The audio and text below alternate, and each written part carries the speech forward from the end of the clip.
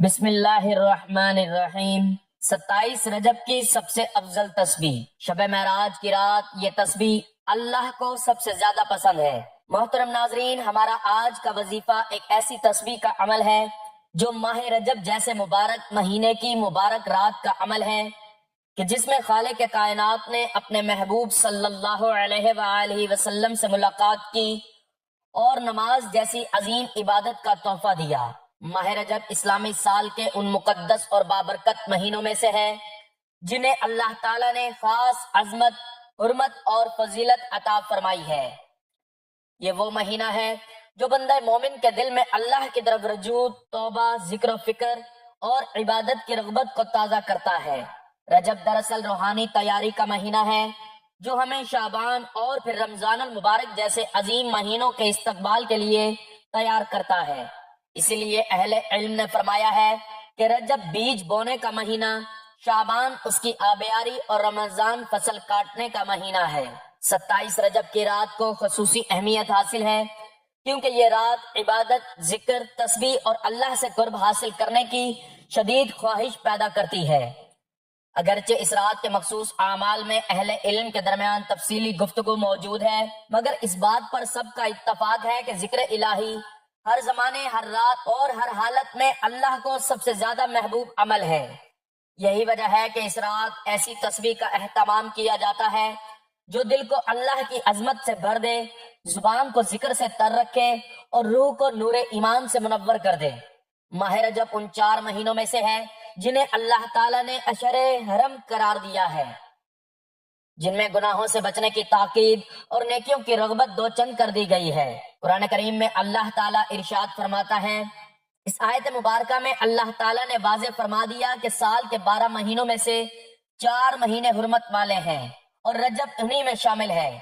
اس حرمت کا تقاضا یہ ہے کہ بندہ خاص طور پر ظلم، گناہ اور غفلت سے بچے اور عبادت و ذکر میں اضافہ کرے۔ اللہ تعالیٰ نے قرآن مجید میں بار بار ذکر کی فضیلت کو بیان فرمایا ہے، یا ایہا الذین آمنوا اذکروا اللہ ذکرا کثیرا۔ یہ آیت اس بات کی دلیل ہے کہ ذکر کی کوئی حد مقرر نہیں بلکہ کثرت ذکر مطلوب ہے۔ ماہ رجب کی راتیں خصوصاً 27 رجب اس کثرت ذکر کے لیے ایک بہترین موقع ہے۔ نبی کریم صلی اللہ علیہ وآلہ وسلم نے ذکر الہی کی فضیلت کو مختلف احادیث میں بیان فرمایا۔ حضرت ابو ہریرہ رضی اللہ تعالیٰ عنہ سے روایت ہے کہ رسول اللہ صلی اللہ علیہ وآلہ وسلم نے فرمایا، اللہ تعالیٰ فرماتا ہے، میں اپنے بندے کے گمان کے ساتھ ہوتا ہوں اور جب وہ میرا ذکر کرتا ہے تو میں اس کے ساتھ ہوتا ہوں۔ یہ حدیث اس بات کو واضح کرتی ہے کہ جو بندہ اللہ کو یاد کرتا ہے، اللہ اس کی طرف خاص توجہ فرماتا ہے۔ رجب کی بابرکت راتوں میں یہ قرب اور بھی زیادہ نصیب ہوتا ہے۔ ایک اور حدیث میں رسول اللہ صلی اللہ علیہ وآلہ وسلم نے فرمایا، جو لوگ اللہ کا ذکر کرتے ہیں فرشتے انہیں گھیر لیتے ہیں، رحمت انہیں ڈھانپ لیتی ہے، سکینت نازل ہوتی ہے اور اللہ تعالیٰ ان کا ذکر اپنے پاس موجود فرشتوں میں فرماتا ہے۔ یہ فضیلت محض کسی خاص رات کے ساتھ مخصوص نہیں، لیکن جب ذکر کسی بابرکت وقت میں کیا جائے تو اس کے اثرات دل و جان پر گہرے ہو جاتے ہیں۔ قرآن کریم میں اللہ تعالیٰ نے ذکر کو دلوں کے سکون کا ذریعہ قرار دیا۔ الا بذکر اللہ تطمئن القلوب۔ ماہ رجب میں خصوصاً 27 رجب کی رات جب دنیاوی مشغولیات کم ہو جاتی ہیں اور فضا میں خاموشی چھا جاتی ہے، یہ ذکر دلوں کے سکون کا سب سے بڑا ذریعہ بن جاتا ہے۔ رسول اللہ صلی اللہ علیہ وآلہ وسلم نے فرمایا، سب سے افضل عمل اللہ کا ذکر ہے۔ یہ حدیث اس بات کی بنیاد فراہم کرتی ہے کہ جس تسبیح کو اللہ سب سے زیادہ پسند فرماتا ہے وہ وہی ہے جس میں اللہ کی توحید، عظمت، حمد اور پاکی بیان کی جائے۔ اللہ تعالیٰ قرآن کریم میں فرماتا ہے، فَاذْكُرُونِي أَذْكُرُكُمْ۔ یہ اللہ کی طرف سے ایک عظیم وعدہ ہے کہ جو بندہ اللہ کو یاد کرے گا اللہ خود اسے یاد فرمائے گا۔ رجب جیسے مقدس مہینے میں اس وعدے کی برکت اور زیادہ نمایاں ہو جاتی ہے۔ حضرت سلمان فارسی رضی اللہ تعالیٰ عنہ سے روایت ہے کہ رسول اللہ صلی اللہ علیہ وآلہ وسلم نے فرمایا، رجب اللہ کا مہینہ ہے، شعبان میرا مہینہ ہے اور رمضان میری امت کا مہینہ ہے۔ اگرچہ اس روایت کے اسنادی درجے پر گفتگو موجود ہے، مگر امت کا عملی تعامل اس بات کی تائید کرتا ہے کہ رجب کو خصوصی روحانی مہینہ سمجھا جاتا رہا ہے۔ جس میں عبادت اور ذکر کی رغبت بڑھائی جاتی ہے۔ قرآن کریم میں ایک اور مقام پر اللہ تعالیٰ فرماتا ہے وَالذَّاكِرِينَ اللَّهَ كَثِيرًا وَالذَّاكِرَاتِ أَعَدَّ اللَّهُ لَهُمْ مَغْفِرَةً وَأَجْرًا عَظِيمًا۔ یہ آیت واضح اعلان ہے کہ کثرت سے ذکر کرنے والوں کے لیے مغفرت اور عظیم اجر ہے۔ یہی وجہ ہے کہ اہل ایمان 27 رجب کی رات ایسی تسبیح اختیار کرتے ہیں جو کثرت ذکر پر مشتمل ہو تاکہ مغفرت اور اجر عظیم کے مستحق بن سکیں۔ نبی کریم صلی اللہ علیہ وآلہ وسلم نے فرمایا 2 کلمے ایسے ہیں جو زبان پر ہلکے میزان میں بھاری اور رحمان کو بہت محبوب ہیں۔ یہ حدیث ہمیں یہ سمجھاتی ہے کہ بعض اذکار ایسے ہیں جنہیں اللہ تعالیٰ خاص طور پر پسند فرماتا ہے اور اہل ایمان بابرکت راتوں میں انہی اذکار کو زیادہ اہتمام سے پڑھتے ہیں۔ ماہ رجب کی برکت یہ بھی ہے کہ اس میں کی جانے والی دعا، توبہ اور ذکر دل پر گہرا اثر چھوڑتے ہیں۔ اللہ تعالیٰ فرماتے ہیں ادعونی استجب لکم۔ جب بندہ ذکر کے ساتھ دعا کو جوڑ دیتا ہے تو اس کی قبولیت کی امید مزید بڑھ جاتی ہے، خصوصاً ایسے مبارک اوقات میں۔ یہی وجہ ہے کہ 27 رجب کی رات کو پڑھی جانے والی تسبیح کو اہل دل خاص اہمیت دیتے ہیں، کیونکہ یہ رات اللہ کی رحمت، مغفرت اور قرب کے دروازے کھولنے والی ہے۔ ذکر الہی نہ صرف گناہوں کی معافی کا سبب بنتا ہے بلکہ دل کو زندہ، ایمان کو تازہ اور روح کو مضبوط کرتا ہے۔ یہ تحریر محض ایک تمہید ہے جو ماہ مبارک کی عظمت، اس کی فضیلت اور ذکر و تسبیح کی اہمیت کو واضح کرتی ہے۔ تو اس مبارک رات کی اس عظیم تسبیح کے بارے میں جاننے کے لیے گزارش ہے کہ ویڈیو کو آخر تک لازمی دیکھیے گا۔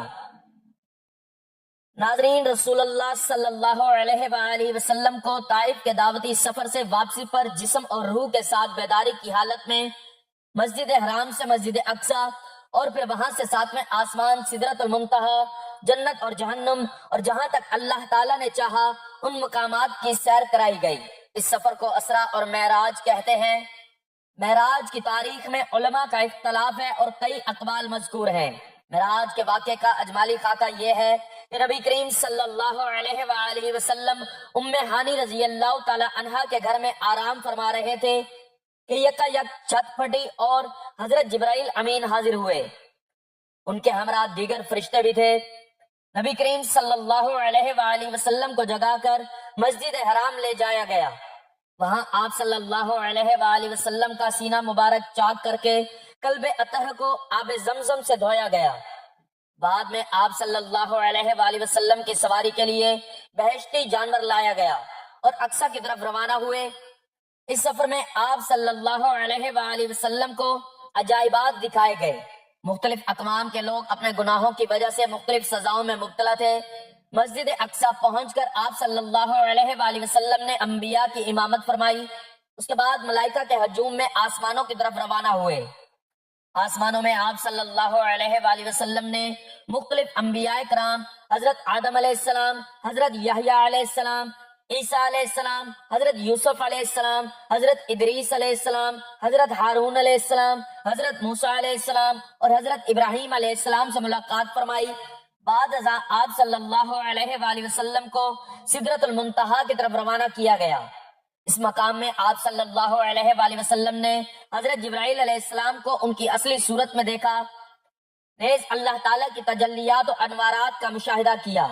یہاں سے بارگاہ مقدس میں پہنچے، بارگاہ الہی میں سجدہ ریز ہوئے اور بلاواسطہ کلام خداوندی سے سرفراز ہوئے۔ اس موقع پر نماز فرض کی گئی۔ یہاں سے واپسی پر آپ صلی اللہ علیہ وآلہ وسلم دوبارہ بیت المقدس میں اترے۔ وہاں سے براق پر سوار ہو کر صبح سے قبل مکہ مکرمہ پہنچے۔ یہ سفر معراج کا اجمالی خاکہ تھا۔ ناظرین، معراج کا واقعہ اللہ تعالیٰ کی قدرت کی بہترین نشانیوں میں سے ایک ہے، جس میں اللہ تعالیٰ نے اپنے پیارے محبوب کو اپنی ملاقات کے لیے بلایا، جو چشم زدن میں بظاہر رونما ہوا، لیکن حقیقت میں اس واقعے میں کتنا وقت لگا یہ اللہ اور اس کا رسول بہتر جانتے ہیں۔ اللہ تعالیٰ نے اس واقعے میں اپنے محبوب پیغمبر حضرت محمد صلی اللہ علیہ وآلہ وسلم کو اپنی قدرت کاملہ کا مشاہدہ کروایا۔ معراج کا واقعہ اعلان نبوت کے 10ویں سال اور مدینہ ہجرت سے 1 سال پہلے پیش آیا۔ ماہ رجب کی 27ویں رات تھی۔ اللہ تعالیٰ نے فرشتوں سے ارشاد فرمایا، اے فرشتوں کی جماعت، اے فرشتوں، آج کی رات میری تسبیح بیان نہ کرو، آج میرا ذکر نہ کرو، میری حمد و تقدس کرنا بند کر دو۔ آج کی رات جنت الفردوس کو زیورات سے آراستہ کرو، جنت کو خوب سجاؤ، मेरी फरमाबरदारी अपने सर पर बांध दो। ऐ जिब्राइल, मेरा ये पैगाम मीकाइल को सुना दो कि रिज्क का पैमाना हाथ से अलहदा कर दे। इसराफील से कह दो कि सूर फूंकना थोड़ी देर के लिए मौकफ कर दे। इजराइल से कह दो कि थोड़ी देर के लिए रूह कब्ज करना बंद कर दे। रिजवान से कह दो कि वो जन्नतुल फिरदौस की दर्जा बंदी करे। मालिक से कह दो कि दोजख को ताला लगा दे। हूरों से कह दो कि खूब सज धज कर जन्नत के महलों की छतों पर सब वस्ता खड़ी हो जाए। मशरिक से मगरिब तक जिस कदर कब्रें हैं उनसे अजाब उठा लिया जाए। आज की रात शब महराज मेरे महबूब हजरत मोहम्मद सल्लल्लाहु अलैहि वसल्लम के इस्तकबाल के लिए तैयार हो जाओ। नाजरीन, आज की इस वीडियो में वाक़या महराज और नबी सल्लल्लाहु अलैहि वसल्लम को कुरान और हदीस की रोशनी में बयान किया जाएगा। हुक्म रब्बी हुआ कि ऐ जिब्राइल, अपने साथ 70,000 फरिश्ते ले। हुक्म इलाही सुनकर हजरत जिब्राइल अलैहिस्सलाम सवारी लेने के लिए जन्नत में जाते हैं। आपने ऐसी सवारी का इंतजाम किया जो आज तक किसी शहंशाह को भी मयसर नहीं आई। मयसर होना तो दूर की बात है, उन्होंने कभी देखी भी ना होगी। देखना तो दूर की बात है, उन्होंने कभी गुमान भी नहीं किया होगा। उस सवारी का नाम बुर्राक है। तफसीर रुहुल बयान में है कि नबी करीम सल्लल्लाहु अलैहि वसल्लम से पहले उस सवारी पर कोई सवार ना हुआ। माह रजब की शब किस कदर पुरसोज है, मतलब बिल्कुल साफ है, फिजाओं में अजीब सी कैफियत तारी है। रात आहिस्ता आहिस्ता कैफो निजात की मस्ती में मस्त हो रही है। सितारे पूरी आबोताब के साथ झिलमिला रहे हैं। पूरी दुनिया पर खामोशी का आलम तारी है, जिससे रात गुजरने को है कि आसमान के दरवाजे खुलते हैं अनवार तो जल्लियात के जलवे समेटते हुए।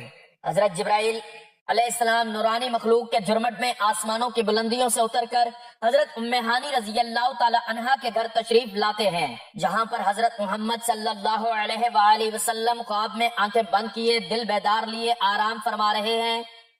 हजरत जिब्राइल अलैहिस्सलाम हाथ बांधे खड़े हैं और सोच रहे हैं कि अगर आवाज देकर जगाया तो बेअदबी हो जाएगी। फिक्रमंदी में है कि मेराज के दूल्हा को कैसे बेदार किया जाए। उस वक्त हुक्म रब्बी होता है कि ऐ जिब्राइल, मेरे महबूब के कदमों को चूम ले ताकि तेरे होंठों की ठंडक से मेरा महबूब बेदार हो जाए। इस दिन के वास्ते मैंने तुझे काफूर से पैदा किया था। हजरत जिब्राइल अलैहिस्सलाम हुक्म सुनते ही आगे बढ़े और अपने काफूरी होंठ हजरत मोहम्मद सल्लल्लाहु अलैहि वसल्लम के कदम मुबारक से मसक कर दिए। वो मंजर भी किस कदर हसीन होगा जब हजरत जिब्राइल अलैहिस्सलाम ने फखरे कायनात सल्लल्लाहु अलैहि वसल्लम के कदमों को बोसा दिया होगा। हजरत जिब्राइल अलैहिस्सलाम के होंठों की ठंडक पाकर हजूर सल्लल्लाहु अलैहि वसल्लम बेदार होते हैं और दरियाफ्त करते हैं कि ऐ जिब्राइल, कैसे आना हुआ। हजरत जिब्राइल अलैहिस्सलाम अर्ज करते हैं कि या रसूल अल्लाह सल्लल्लाहु अलैहि वसल्लम, खुदाए बुजुर्ग बरतर की तरफ से बुलावे का पैगाम लेकर हाजिर हुआ हूँ। या रसूल अल्लाह सल्लल्लाहु अलैहि वसल्लम, अल्लाह ताला आपकी मुलाकात का शौक रखता है। हुजूर सल्लल्लाहु अलैहि वसल्लम, आप तशरीफ ले चलिए। जमीन से लेकर आसमानों तक सारी गुजरगाहों पर फरिश्तों का हजूम हाथ बांधे खड़ा है। महराज नबूवत में ये बात दर्ज है, चुनाचा आपने सफर की तैयारी शुरू की। इस मौका पर हजरत जिब्राइल अलैहिस्सलाम ने आप सल्लल्लाहु अलैहि वसल्लम का सीना मुबारक चाक किया और दिल खोल दिया। हुजूर सल्लल्लाहु अलैहि वसल्लम का इरशाद है, मेरे पास एक आने वाला आया और उसने मेरा सीना चाक करके मेरा दिल निकाला। फिर मेरे पास सोने का एक तश्त लाया गया जो ईमान और हिकमत से लबरेज था। उसके बाद मेरे दिल को धोया गया, वो ईमान और हिकमत से लबरेज हो गया। उसके बाद उस कल्ब को वापसी उसी जगह पर रख दिया गया। हजरत जिब्राइल अलैहिस्सलाम ने सीना साफ करने के बाद कल्ब मुबारक को जमजम के पानी से धोया और सीना मुबारक में रखकर सीना बंद कर दिया।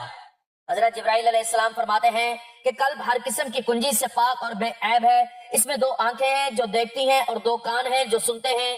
ये फतह बारी की रिवायत है। सीने अक़दस चाक करने में कई हिकमतें, जिनमें से एक हिकमत यह है कि कल्ब अतर में ऐसी कुव्वत कुद्सिया शामिल हो जाए जिसमें आसमानों पर तशरीफ ले जाने और आलम समावात का मुशाहिदा करना, बिलखसूस दीदार इलाही करने में कोई मुश्किल पेश ना आए। फिर आप सल्लल्लाहु अलैहि वसल्लम के सरे अनवर पर अमामा मुबारक बांध दिया गया। अल्लामा काज़मी रहमतुल्लाह अलैह फरमाते हैं, शब मेराज में हजरत मोहम्मद सल्लल्लाहु अलैहि वसल्लम को जो इमामा शरीफ पहनाया गया, वो इमामा हजरत आदम अलैहिस्सलाम की पैदाइश से 7,000 साल पहले तैयार किया गया था। 4 लाख मलाइका उसकी ताज़ीम और तकरीम के लिए उसके गिर्द खड़े थे। حضرت جبرائیل علیہ السلام نے حضرت محمد صلی اللہ علیہ وآلہ وسلم کو نور کی ایک چادر پہنائی، زمرد کے نالین مبارک پاؤں میں زیب تن فرمائی، یاقوت کا کمر بند باندھا۔ حضور صلی اللہ علیہ وآلہ وسلم نے براق کا حلیہ بیان کرتے ہوئے فرمایا کہ سینہ سرخ یاقوت کی مانند چمک رہا تھا، اس کے پشت پر بجلی گونجتی تھی، ٹانگیں اور دم مرجان اور سر اس کی گردن یاقوت سے بنائی گئی تھی۔ بہشت زنی اس پر کسی ہوئی تھی جس کے ساتھ سرخ یاقوت کے در کم آویزاں تھے، اس کی پیشانی پر لا الہ الا اللہ محمد الرسول اللہ لکھا ہوا تھا۔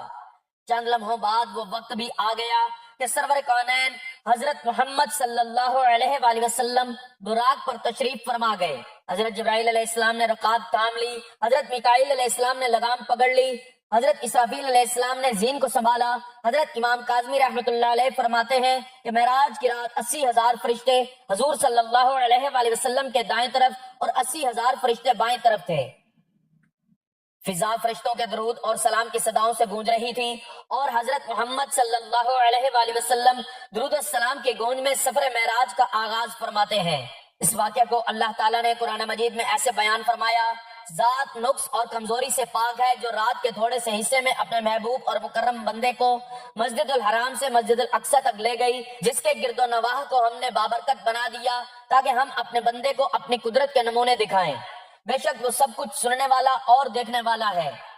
چنانچہ آپ صلی اللہ علیہ وآلہ وسلم جبرائیل علیہ السلام کی صحبت میں ملائکہ کے جلوس میں مسجد حرام سے مسجد اقصی کی طرف روانہ ہوتے ہیں۔ یہ گھڑی کس قدر دل نواز تھی جب مکان سے لامکان تک نور ہی نور پیدا ہوا تھا، سواری بھی نور اور سوار بھی نور، باراتی بھی نور تو دولہا بھی نور، میزان بھی نور تو مہمان بھی نور۔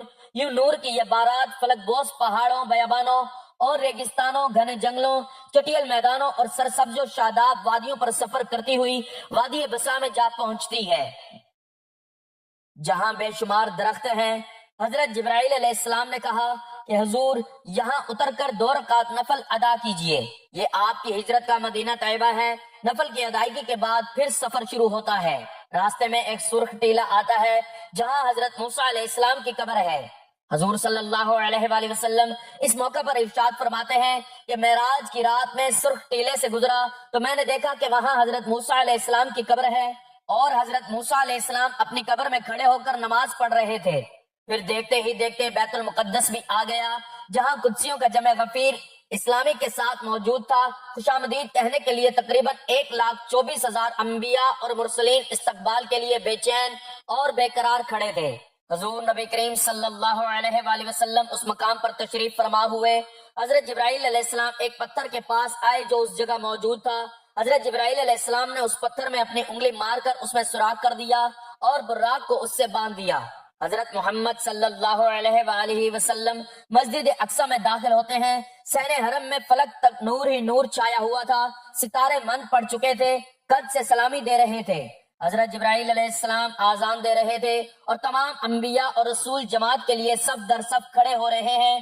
جب صفیں بن چکی تو حضرت محمد صلی اللہ علیہ وآلہ وسلم امامت فرمانے کے لیے تشریف لاتے ہیں۔ تمام انبیاء اور رسول امام الانبیاء کی اقتداء میں 2 رکعت ادا کر کے اپنی نیازمندی کا اعلان کرتے ہیں۔ ملائکہ اور انبیاء سب کے سب سر تسلیم خم ہوئے ہیں۔ بیت المقدس نے آج تک ایسا دل نور منظر نہیں دیکھا۔ وہاں سے رفت اور عظمت کے پرچم پھر بلند ہونے شروع ہوتے ہیں۔ درود اور سلام سے فضا ایک مرتبہ پھر گونج اٹھتی ہے۔ حضرت محمد صلی اللہ علیہ وآلہ وسلم نوری مخلوق کے جرمٹ میں آسمانوں کی طرف روانہ ہوتے ہیں اور یہاں سے پھر وہ واقعہ معراج شروع ہوتا ہے۔ حضرت محمد صلی اللہ علیہ وآلہ وسلم فرماتے ہیں کہ پھر مجھے اوپر لے جایا گیا۔ براق کی رفتار کا یہ عالم تھا کہ جہاں تک نظر کی انتہا ہوتی وہاں براق کا پہلا قدم ہوتا۔ فوراً ہی پہلا آسمان آ گیا۔ حضرت جبرائیل علیہ السلام نے دروازہ کھٹکھٹایا یا دربان نے پوچھا کون ہے؟ جواب دیا جبرائیل۔ دربان نے پوچھا تمہارے ساتھ کون ہے؟ حضرت جبرائیل نے جواب دیا حضرت محمد صلی اللہ علیہ وآلہ وسلم۔ دربان نے کہا مرحبا، انہی کے لیے کھولا جائے گا۔ چنانچہ دروازہ کھل گیا۔ حضرت محمد صلی اللہ علیہ وآلہ وسلم کی ملاقات حضرت آدم علیہ السلام سے ہوئی۔ انہیں بتایا گیا کہ یہ آپ کے جلیل القدر فرزند ہے، یہی حضرت محمد صلی اللہ علیہ وآلہ وسلم ہے۔ حضرت آدم علیہ السلام کے بارگاہ میں سلام ارشاد فرمایا۔ حضرت آدم علیہ السلام نے سلام کا جواب بھی فرمایا اور اپنے عظیم فرزند کو دعاؤں سے بھی نوازا۔ اس کے بعد مہمان عرش صلی اللہ علیہ وآلہ وسلم کو دوسرے آسمان کی طرف اٹھایا گیا. پہلے آسمان کی طرف دربان نے دوسرے آسمان کا دروازہ کھولا. یہاں حضرت عیسیٰ علیہ السلام سے حضور صلی اللہ علیہ وآلہ وسلم کی اور حضرت یحییٰ علیہ السلام سے ملاقات ہوئی. اس یادگار ملاقات کے بعد آپ صلی اللہ علیہ وآلہ وسلم کو تیسرے آسمان کی طرف اٹھایا گیا، جہاں حضور صلی اللہ علیہ وآلہ وسلم کی ملاقات حضرت یوسف علیہ السلام سے کرائی گئی. چوتھے آسمان پر حضرت محمد صلی اللہ علیہ وآلہ وسلم کی ملاقات حضرت ادریس علیہ السلام سے کرائی گئی. پانچویں آسمان پر پہنچے تو وہاں آپ صلی اللہ علیہ وآلہ وسلم کی ملاقات ہارون علیہ السلام سے ہوئی. چھٹے آسمان پر آپ صلی اللہ علیہ وآلہ وسلم کی ملاقات حضرت موسیٰ علیہ السلام سے ہوئی. حضرت موسیٰ علیہ السلام کی مقدس آنکھیں اشک بار ہو گئیں. حضور صلی اللہ علیہ وآلہ وسلم کی رفت اور عظمت کو دیکھ کر رشک کے آنسو چھلک پڑے. آپ کی زبان اقدس سے بے اختیار نکلا کہ خدائے بزرگ و برتر کے یہ وہ برگزیدہ رسول ہیں جن کی امت کو میری امت پر شرف عطا کی. یہی وہ رسول ہیں جن کی امت کو میری امت کے مقابلے میں کثرت کے ساتھ جنت میں داخل کیا جائے گا. ساتویں آسمان پر ملاقات حضرت ابراہیم علیہ السلام سے ہوئی. اس کے بعد حضرت محمد صلی اللہ علیہ وآلہ وسلم نے حضرت جبرائیل علیہ السلام کے ساتھ سدرۃ المنتہا کا سفر کیا. اس مقام پر اللہ تعالیٰ نے حضور صلی اللہ علیہ وآلہ وسلم کو 5 نمازوں کا تحفہ عطا فرمایا. معراج کا واقعہ جس رات پیش آیا اس رات رسول اللہ صلی اللہ علیہ وآلہ وسلم اپنی جدزاد بہن ام ہانی کے گھر مقیم تھے. آپ صلی اللہ علیہ وآلہ وسلم نے یہ بات لوگوں کو بتائی تو سب نے ماننے سے انکار کر دیا اور مشرکین نے تانا دینا شروع کر دیا. سب نے تردید کی، مگر جب لوگوں نے حضرت ابوبکر صدیق رضی اللہ تعالیٰ عنہ کو اس واقعے سے آگاہ کیا تو حضرت ابوبکر نے فوراً تصدیق کرتے ہوئے کہا، کیا یہ بات رسول اللہ صلی اللہ علیہ وآلہ وسلم نے بتائی ہے؟ لوگوں نے کہا ہاں بالکل. تو حضرت ابوبکر نے کہا، اگر یہ بات نبی کریم صلی اللہ علیہ وآلہ وسلم نے بتائی ہے تو پھر سچ ہے.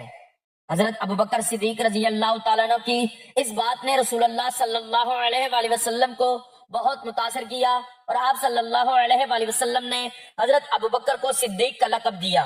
مکہ کا ایک شخص جو شام اور فلسطین زیادہ سفر کرتا تھا آیا اور بولا، اگر آپ واقعی رات کو مسجد اقصیٰ اور پھر آسمانوں پر گئے ہیں تو مجھے مسجد اقصیٰ کا پتہ ہے، میں آپ سے سوالات پوچھتا ہوں، آپ جوابات دیں. پھر اس شخص نے حضور صلی اللہ علیہ وآلہ وسلم سے مسجد اقصیٰ کا خد و خال سے متعلق بے شمار سوالات کیے اور رسول اللہ صلی اللہ علیہ وآلہ وسلم نے سب کے ٹھیک جوابات دیے. اللہ تعالیٰ نے مسجد اقصیٰ کی تصویر حضور صلی اللہ علیہ وآلہ وسلم کی نظروں کے سامنے کر دی تھی. رسول اللہ صلی اللہ علیہ وآلہ وسلم کے جوابات سن کر وہ شخص حیران رہ گیا اور بولا کہ آپ کے تمام جوابات درست ہیں. معراج کا سفر اللہ کی عظیم قدرت کا شاہکار ہے. اس سفر کے دوران رسول اللہ صلی اللہ علیہ وآلہ وسلم کو 50 نمازیں بطور تحفہ دی گئیں، جن کو بعد میں کم کر کے 5 کر دی گئیں. بہت سے مسلمان استغفار کرتے ہیں کہ کیا حضور صلی اللہ علیہ وآلہ وسلم نے شب معراج کو اللہ تعالیٰ کا دیدار کیا؟ حضور صلی اللہ علیہ وآلہ وسلم دیدار الہی کرنے کا ثبوت قرآن کریم میں ملتا ہے. قرآن اور حدیث سے جو چیز ثابت ہے وہ ہے دیدار خداوندی. ارشاد خداوندی ہے کہ نگاہیں اس کا احاطہ نہیں کر سکتی اور وہ سب کا احاطہ کیے ہوئے ہیں، وہ بڑا باریک بین اور باخبر ہے. تو ناظرین محترم، وقت کی نزاکت کو مد نظر رکھتے ہوئے چلتے ہیں عمل کی جانب اور آپ کو بتاتے ہیں کہ آپ نے 27 رجب کی مبارک رات میں وہ کون سی تسبیح پڑھنی ہے جو اللہ تعالیٰ کو بہت محبوب ہے.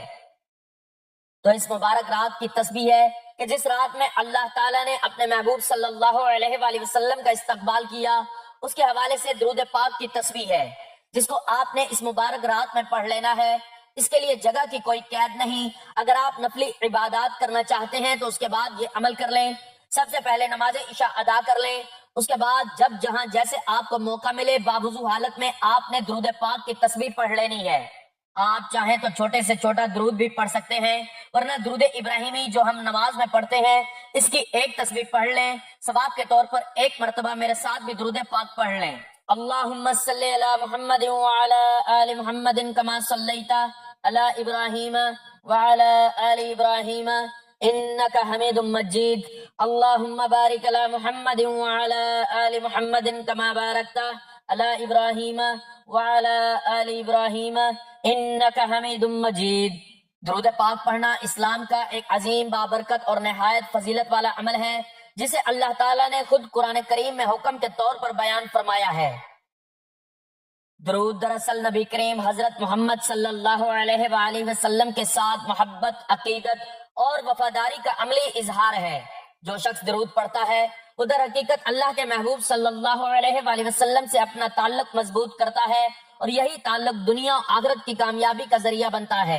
اللہ تعالیٰ قرآن کریم میں ارشاد فرماتا ہے، ان اللہ وملائکتہ یصلون علی النبی یا ایھا الذین آمنوا صلوا علیہ وسلموا تسلیما۔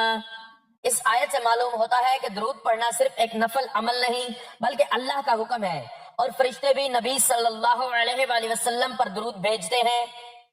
نبی کریم صلی اللہ علیہ وآلہ وسلم نے درود کی بے شمار فضیلتیں بیان فرمائی ہیں۔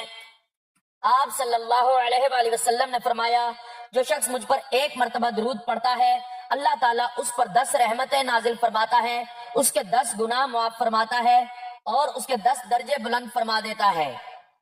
یہ حدیث اس بات کا واضح ثبوت ہے کہ درود پڑھنے والا شخص اللہ کی رحمتوں میں گھرا رہتا ہے۔ درود پاک دل کی سختی کو نرم کرتا ہے، غموں اور پریشانیوں کو دور کرتا ہے اور رزق میں برکت کا سبب بنتا ہے۔ نبی کریم صلی اللہ علیہ وآلہ وسلم نے فرمایا، قیامت کے دن میرے سب سے زیادہ قریب وہ شخص ہوگا جو دنیا میں مجھ پر سب سے زیادہ درود پڑھتا ہوگا۔ درود پاک دعا کی قبولیت کا بہترین ذریعہ بھی ہے۔ علماء فرماتے ہیں کہ دعا کے آغاز اور اختتام میں درود پڑھنا دعا کو رد ہونے سے بچا لیتا ہے۔ درود پڑھنے سے ایمان تازہ ہوتا ہے، محبت رسول صلی اللہ علیہ وآلہ وسلم دل میں بڑھتی ہے، اور آخرت میں شفاعت مصطفیٰ صلی اللہ علیہ وآلہ وسلم نصیب ہونے کی امید مضبوط ہو جاتی ہے۔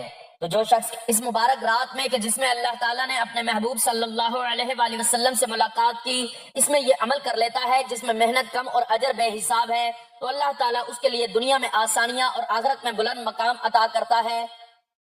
درود پاک پڑھنے کے بعد آپ نے ایک تسبیح استغفر اللہ کی پڑھنی ہے، اور اس کے بعد اپنی مشکلات، پریشانیوں اور مالی تنگ دستی کو ختم کرنے کے لیے اللہ تعالیٰ سے گڑ گڑا کر رو رو کر خوب دعائیں مانگنی ہے۔ یہ تسبیح اللہ تعالیٰ کی پسندیدہ تسبیح ہے جو آپ کی آئندہ آنے والی زندگی کو بدل دے گی، اور اللہ تعالیٰ آپ کو ان خاص بندوں میں شامل فرما لے گا جن کو وہ پسند فرماتا ہے۔ دعا ہے کہ اللہ تعالیٰ اس مبارک رات میں نیک اعمال کرنے اور نبی پاک صلی اللہ علیہ وآلہ وسلم کی سنتوں پر عمل کرنے کی توفیق عطا فرمائے۔ میرا سنانا اور آپ کا سننا اپنی پاک بارگاہ الہی میں قبول و منظور فرمائے، آمین۔ ناظرین، گزارش ہے کہ اللہ تعالیٰ کے 99 ناموں میں سے کوئی ایک نام لکھ کر کمنٹس میں ضرور شیئر کریں۔ اللہ تعالیٰ ہم سب کا حامی و ناصر ہو، آمین۔ جزاک اللہ۔